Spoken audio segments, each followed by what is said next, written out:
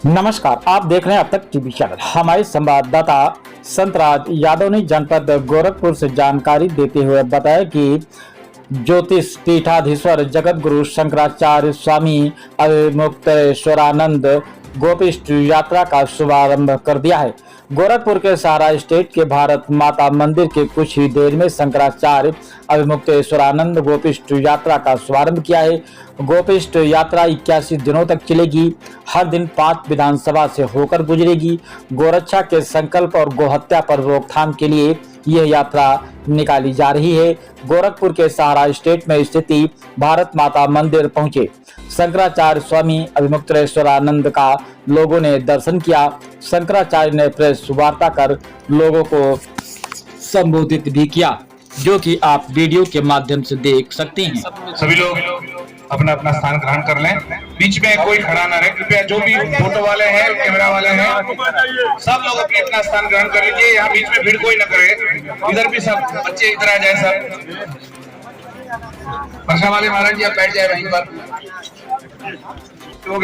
शिष्यम श्री शंकराचार्य महस्य प्रभुपादं च हस्तामलकं शिष्यं तम तोटकं वार्तिकारमन्यान स्मृत गुरुं संततमानतोऽस्मि कर्पूर गौरं करुणावतारं संसार सागरं सदा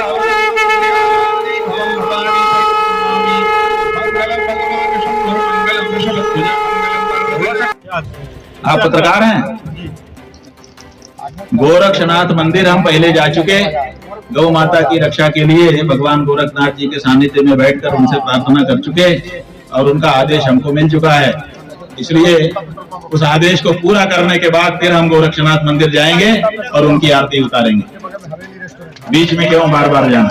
ऐसा शहर नहीं है जो गौ माता के लिए इस तरह से अपना नाम ही गोरख रख रहा है। यह आपका गोरखपुर है। इसलिए गोरखपुर के लोग गौ माता की रक्षा के लिए जब भी चर्चा चलेगी नंबर 1 पर गिने जाएंगे और इसीलिए हमने नंबर 1 पर रखने के लिए यहाँ सभा की है। इसके लिए नहीं कि हम किसी को चिढ़ाना चाहते हैं। हम देखो आदित्यनाथ जी से कुछ लोगों के मन में ये बात है कि हम गोरखपुर से इसलिए शुरू कर रहे हैं कि आदित्यनाथ जी को चिढ़ाना चाहते हैं। अरे वो तो उत्तर प्रदेश के मुख्यमंत्री हैं। हम जिस भी जिले में करेंगे उनको एलआईयू तुरंत बता देगी। तो उनका तो पूरा उत्तर प्रदेश है। तो इसलिए गोरखपुर आना उनके लिए नहीं है। गोरखपुर आना ये गोरक्षनाथ जी के प्रति श्रद्धा है और उनके बताए गए रास्ते को आगे बढ़ाने की इच्छा है। प्रश्न आया, इसका मतलब वो बहुत छोटे लोगों के साथ उठा बैठा है। अभी इसको एहसास ही नहीं है कि धर्मगुरु क्या होता है और शंकराचार्य क्या होता है।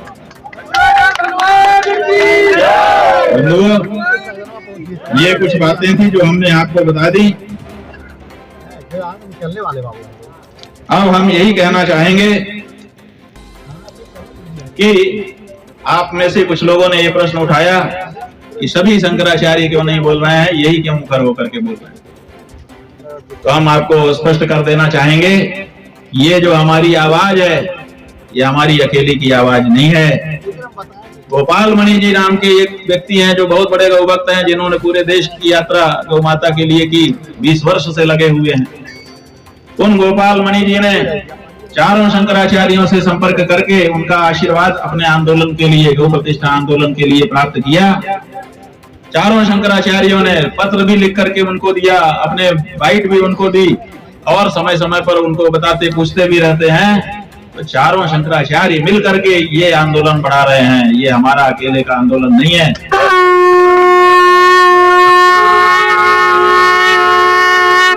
लेकिन जैसे बड़ी पार्टी होती है तो उसका एक प्रवक्ता बना दिया जाता है कि ये बोलेगा, सब लोग नहीं बोलेंगे।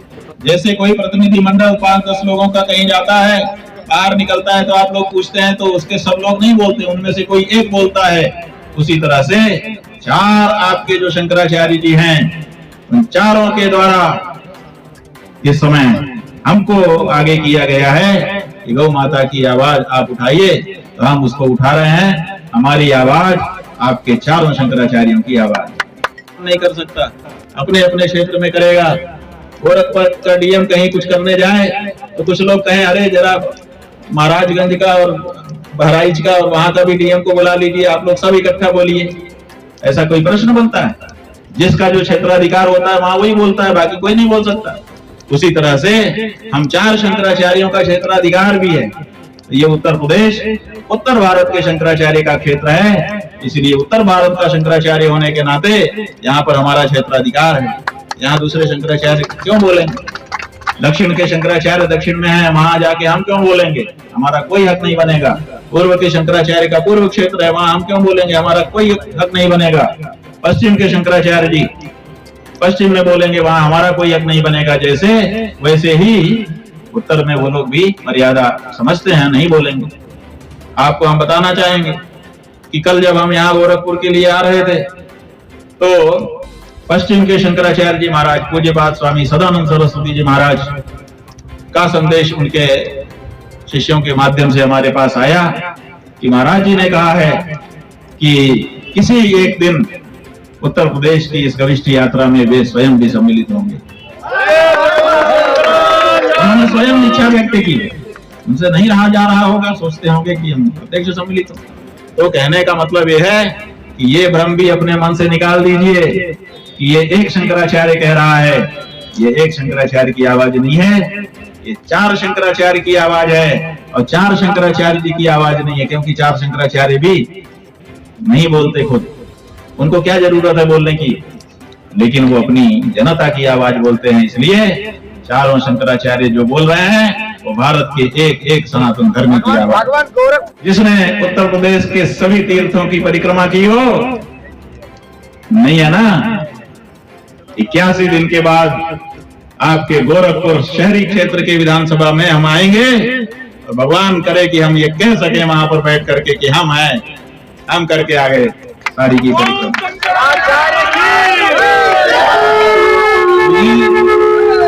ये हमारी गौ रक्षा के लिए भी यात्रा है, एक धार्मिक भावना की भी यात्रा है। हमारा किसी पार्टी से ना तो प्रेम का और ना तो शत्रुता का संबंध है, किसी से हमने कोई पींग कभी नहीं बढ़ाई। अरे जब सत्ता में जो पार्टी है डबल तिबल इंजन की, उससे जब हम पींग नहीं बढ़ा रहे हैं, प्रेम नहीं बढ़ा रहे हैं, तो जो विपक्ष में लंबे समय से पड़ी है, जिनके पास न कार्यकर्ता रह गए न धन रह गया, उनसे क्या बढ़ाएंगे? तो इसलिए हमने किसी पार्टी से कोई संबंध नहीं रखा है, हमने सनातन धर्म से और सनातन धर्मियों से संबंध रखा है और उन्हीं के संबंध से हम आगे बढ़ रहे हैं। कल एक बहन आई थी पत्रकारों में, वो कह रही थी कि किस पार्टी के फंड से आप ये यात्रा कर रहे हैं। हमने उसको भी उस समय बताया था, आज आपसे फिर बता देना चाहते हैं। उसने रात को इसका समाचार भी छापा है, ऐसा लोगों ने हमको बताया। हम फिर से बता देना चाहते हैं कि शंकराचार्य जी को यात्रा करने के लिए किसी सरकार का मोहताज होने की, किसी पार्टी का मोहताज होने की जरूरत नहीं है। अभी सनातन धर्मी सक्षम है।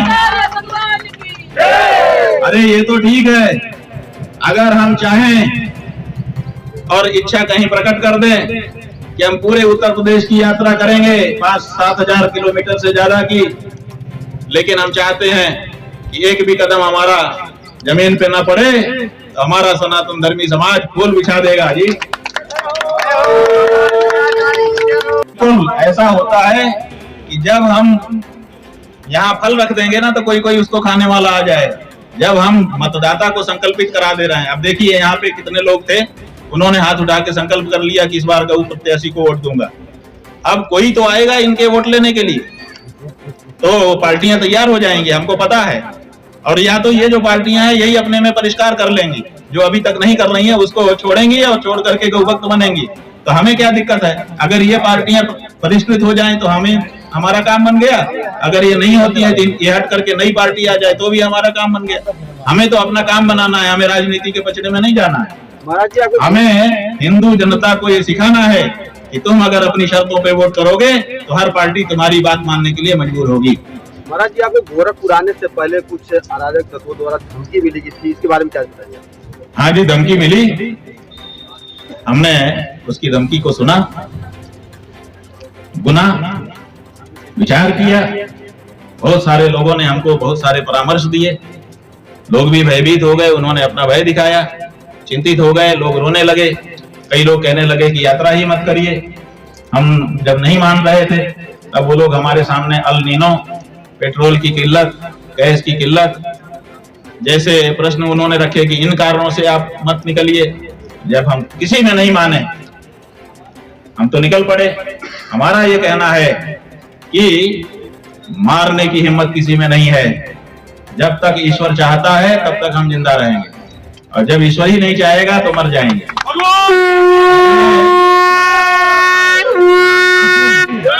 किसी माई के लाल में हिम्मत नहीं। हमने किसका क्या बिगाड़ा है, किसी से हमारी क्या दुश्मनी है कि वो हमको हमारी हत्या करे। तो हम जब किसी के दुश्मन है ही नहीं है तो कौन हमको मारेगा, एक बात। दूसरे, अगर कोई ऐसा महसूस करता है वो मरवाना ही चाहता है तो मरवा देगा, लेकिन फिर वो भी नहीं बचेगा, क्योंकि लोग इतना नहीं सहन कर पाएंगे कि एक अच्छी बात कहने वाले व्यक्ति को आप मार दो।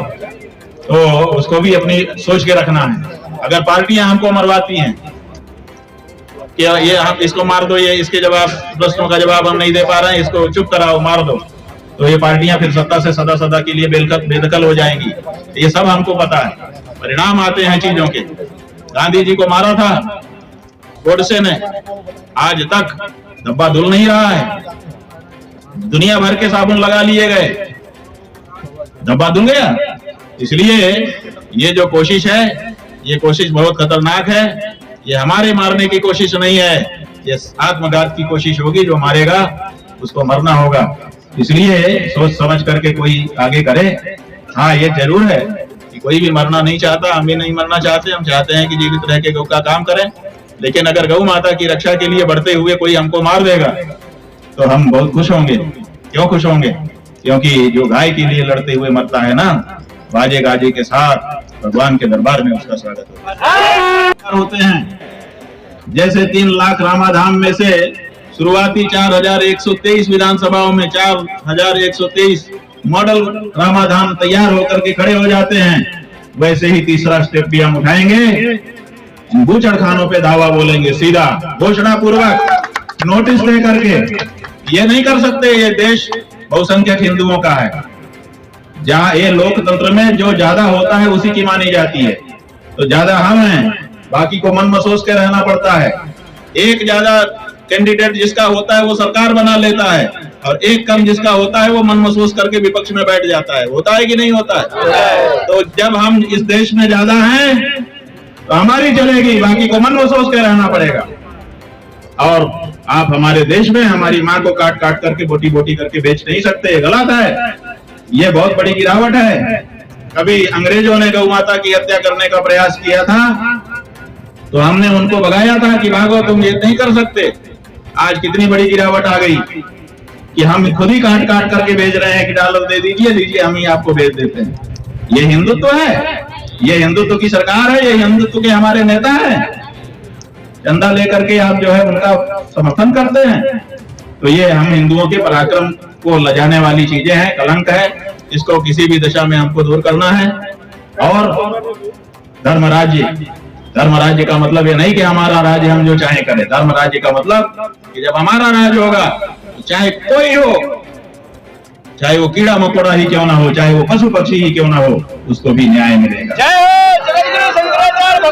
इसलिए हमको यहाँ से शुरुआत करनी है, गौ रक्षा से शुरुआत करके उसके बाद फिर बाकी रक्षाओं की तरफ हम चलेंगे, और देखते देखते धर्म राज्य और न्याय राज्य की स्थापना करेंगे।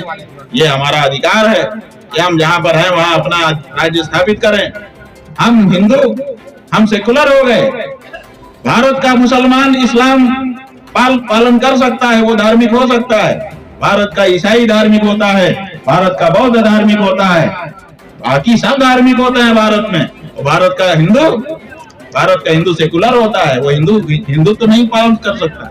ये गलत व्याख्या है। इसलिए 33 कोटि गौ मतदाता, 3 लाख श्री रामाधाम, कुछ हजार जो बूचड़खाने, सुधरे तो हो गौ का काम। ये हमारा कहना है। आज से हम, ये गोरखपुर रूरल है ना, गोरखपुर ग्रामीण विधानसभा है। यहाँ से हम इस गविष्ठी यात्रा का, ये गविष्ठी शब्द जो है ये वेदों का शब्द है। वेदों में बहुत सारी गविष्ठी हुई है। अभी तो हम क्रमशः रिकॉर्ड कर करके आप लोगों को भेजेंगे, आप लोग सुनते जाइए। 81 दिन, 81 गौ माता के लिए 81 युद्धों की चर्चा हम करेंगे। अगर बच गए तो और एक ही दिन में 2-3 भी बता देंगे। गायों के लिए हमारे पूर्वज सदा लड़ते रहे हैं, उनकी रक्षा के लिए। तो ये गविष्ठी माने गाय की रक्षा के लिए किया गया धर्म युद्ध। तो वो युद्ध अब आरंभ हो रहा है। इस युद्ध में सबसे बड़ा शस्त्र है हमारी ये उंगली।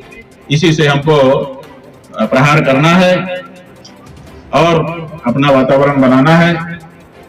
गोरखपुर ग्रामीण से आरंभ करके गोरखपुर शहरी क्षेत्र तक हमको आना है।